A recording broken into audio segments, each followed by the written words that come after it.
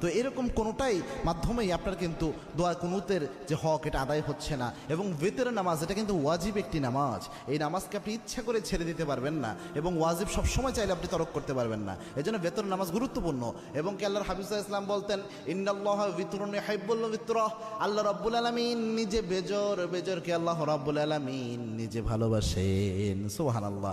এবং আল্লাহর হাবিব সাল্লাল্লাহু আলাইহি ওয়াসাল্লাম সফর অবস্থায়ও প্রায় সময় চেষ্টা করতেন বেতের নামাজ যেন ছুটে না যায়। আল্লাহু আকবার। এই জন্য বেতের নামাজ মা বোন যারা রয়েছেন, বিশেষ করে আমার যুবক বাবা ভাইয়েরা যারা রয়েছেন এবং আমার বাবাজিরা যারা রয়েছেন, বেতের নামাজে আপনি দোয়া কুনুত পারছেন না, আপনি কি করবেন?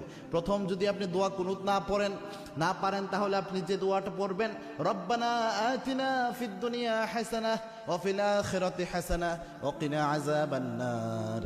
এই যে আয়াতের একটা অংশ, একটা দোয়া আল্লাহ রাব্বুল আলামিন দিয়েছেন, এই দোয়াটা আপনি প্রথম পড়ার চেষ্টা করবেন। বেতের যে সময়টা এই দোয়া পড়বেন।